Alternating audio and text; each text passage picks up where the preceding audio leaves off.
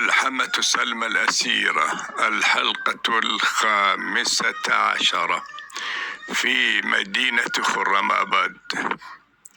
وصل ركب الأسرى إلى مدينة خرماباد بعد 3 أسابيع من السير على صخور الجبال والثلوج والجليد مشيا على الأقدام، وكانت أحذية الأسرى قد تمزقت، فكانوا يلفون على أقدامهم ما اقتطعوه من الأغطية التي كانوا يلتحفونها لتقيهم شدة البرد القارص، فتتمزق هي الأخرى فيأخذون أخرى.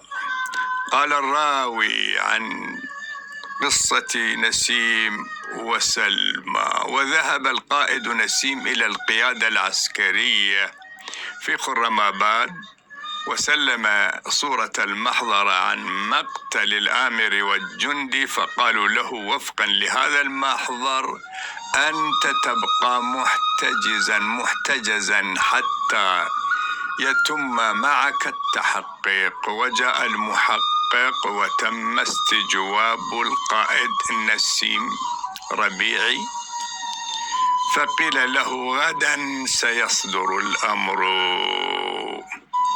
وفي صبيحة اليوم التالي جاء ضابط ومعه 5 جنود وسلم الحكم للقائد نسيم، وإذا بالحكم يقول: يجرد الضابط نسيم ربيعي من شاراته العسكرية ومن سلاحه، ويعين الضابط برويز خسروي بدلا عنه، ويذهب نسيم تحت الحفظ مع الضابط برويز خسروي إلى محل قافلة المبعدين كي يسلم كل ما كان من أفراد ومن أشياء أخرى ومن سلاح إلى الضابط برويز خسروي القائد الجديد. ثم يعاد بنسيم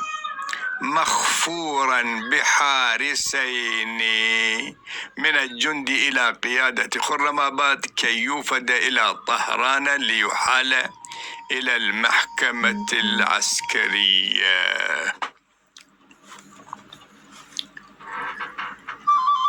كانت سلمى تنتظر مترقبة قلقة وصول نسيم، وفي ظهيرة يوم غد وصل نسيم بلا شارات عسكرية وبلا سلاح، فعرفت سلمى كل شيء.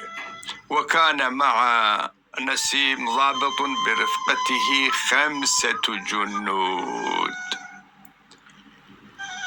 كان نسيم قد شرح لها خطة الفرار قبل ذلك، إذن على سلمى أن تعد كل ما أوصاها به نسيم، وهو أن تعد لهما ملابس رجال عربية، يعني طاقمين ثيابين لرجلين عربيين.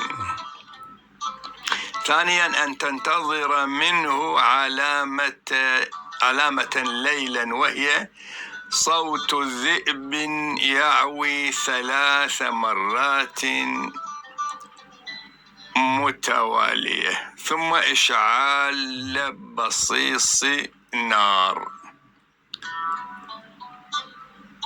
سلم نسيم كل ما كان في عهدته من قائمة الأسرى وصورة محضر ممن مات، وصورة محضر عمن مات في الطريق. كانت الشمس قد مالت نحو الأفق، فحمل نسيم حقيبته عائدا إلى القيادة العسكرية في مدينة خرماباد تحت حراسة جنديين راكبين جوادين. وبقيت سلمى تنتظر ويكاد قلبها يتقطع ألما على والديها وعلى قومها الذين تراهم يتمزقون في هذا التبعيد الظالم. تارة تنظر إلى قومها الأسرى المساكين، وأخرى تنظر إلى والديها. ثم أخرجت ورقة عقد الزواج التي كان والدها قد حررها، وكان قد أحضر شاهدين من الأسرى موثوقين، وطلب منهما أن يكتم السر حتى يرفع الله عنهم هذا البلاء الذي أنزله رضا خان البهلوي عليهم. فنظرت في الورقة ثم تذكرت خطيبها سلمان الذي قتله جنود رضا خان قبل أيام، ثم أعادت الورقة في حاوية قبل أسابيع طبعا ثم أعادت الورقة في حاوية أغراضها. يعني هي في الحقيقة قطعة قماش تعد لهذا الغرض. نحن كنا نسميها بقجة أو بقجة، تلك التي كانت أعدتها للسفر المجهول.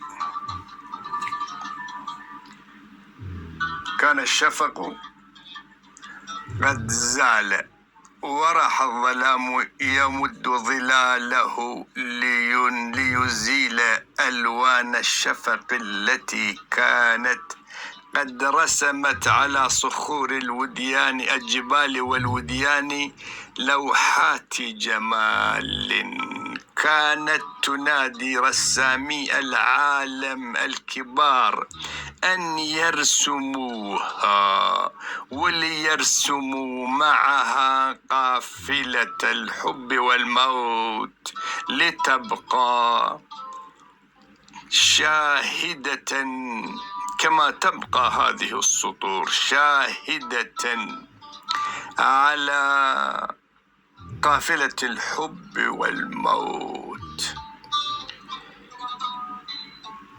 وعلى الجرائم العنصرية الشوفينية الفارسية المتمثلة بالطاغية رضا شاه البهلوي. كان الظلام قد خيم بكاهله على الركب الحزين، وكان قلب فيه مضطرب تختلف دقاته عن دقات سائر قلوب الأسرى الحزين.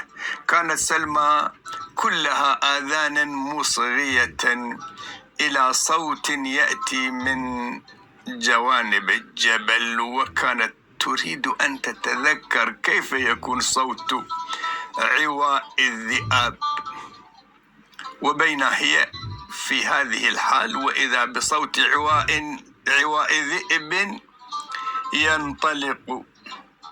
1 2 3 أجل هو نسيم. ارتبكت سلمى وأهلها معها.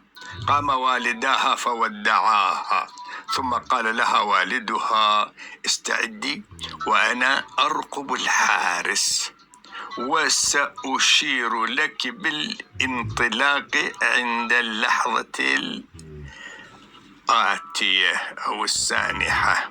نظرت سلمى إلى نقطة انطلاق عواء الذئب فرأت نقطة نار في الوادي. يا إلهي، كيف تنزل من مرتفع الجبل إلى تلك النقطة؟ كانت النجوم كانت في تلك الليلة تجود بنورها على الجبل لتري سلمى طريقها، فنزلت بحذر حتى وصلت إلى نقطة الضوء، وإذا نسيم وإلى جانبه جوادان مسرجان. أرادت تسأل عن هذه الحال، فقال لها استعدي، هيا امتطي هذا الجواد.